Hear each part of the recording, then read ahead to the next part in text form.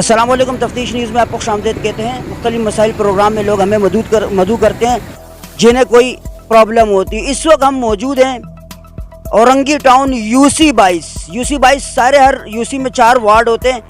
Ward 1 جو کہ پہاڑ پہ واقع ہے مسلم آباد، اس سے بالکل پہاڑ سے نیچے ہے، فقیر کالونی کا علاقہ ہے، اور وہ وارڈ 2 ہے جو کہ حسین آباد کہلاتا ہے، مگر فقیر کالونی عمر بلوچ محلہ۔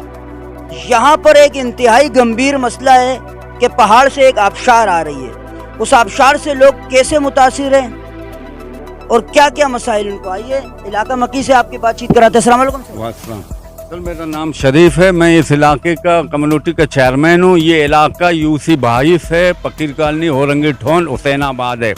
تو یہ اوپر سے مسلم آباد کا علاقہ ہے، وہیں سے UC وارڈ 1 ہے وہ کہلاتا ہے۔ تو وہی جو ہے نکاسی کی ہاپ یہ UC 22 میں جو ہے وارڈ 2 میں آ جاتے ہیں۔ اس کی وجہ یہ ہے کہ اس سے تقریباً 500 گھر، 2 مسجد اور 2 اسکول ڈسٹرب ہیں۔ یہ گزشتہ 1 مہینے سے ہے۔ اس سے کتنی پریشانی علاقے کو لاحق ہے۔ اور دوسری بات یہ کہ علی احمد صاحب اس ڈسٹرکٹ کے عہدیدار ہیں، انہوں نے وزٹ کیے، انہوں نے سروے کیے، اس کے بعد ایڈمنسٹریٹر آئے، انہوں نے سروے کیے۔ اب یہ اس وجہ سے پوری علاقہ جو ہے ڈسٹرب ہے۔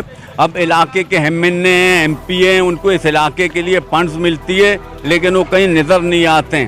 اب یہاں ہم دیکھتے ہیں کہ سیاسی پارٹیاں ڈول بجانے کے لیے آ جاتے ہیں کہ ہم یہ کر رہے ہیں، لیکن علاقے میں آل پرسی کریں۔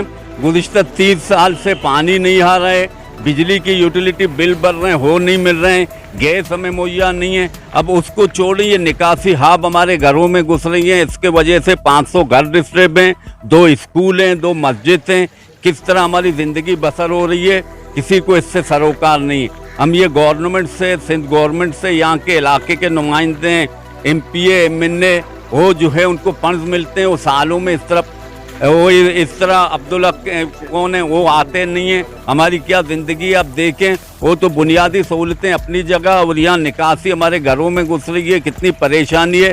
ہم چاہ رہے ہیں کہ اس علاقے کے ایڈمنسٹریٹر ہیں وہ جلد سے جلد ان مسئلے کو حل کریں، یا سروے کریں یا روڈ۔ اب یہاں پانی کی ضرورت ہو تو یہ کتنی ڈسٹربنگ ہے لوگوں کو۔ اب یہاں نلوں میں پانی آتا نہیں ہے، ٹنکروں کے ذریعے اب ایک بندہ بھی یہاں سے گزر نہیں سکتا۔ تو یہ زندگی ہمارے حالات ہیں۔ اب وہ شور شرابہ پوری کراچی میں سیاسی پارٹیاں کر رہی ہیں، لیکن آپ آئیں وزٹ کریں، اسپیشلی اس علاقے کے MPA MNA، ان کو چاہیے، ڈسٹرکٹ کے ایڈمنسٹریٹر ہیں، ان کو جلد سے جلد اس طرف توجہ دینے چاہیے، ورنہ مستقبل میں یہ علاقے کی 1 لاکھ آبادی ہے اور پوری جو ہے بنیادی سہولتوں سے سر میں یہ گلی کا رہائشی ہوں، گلی کا رہنے والا ہوں۔ 2 مہینے سے ہم یہ نکاسی کے پانی سے متاثر ہیں۔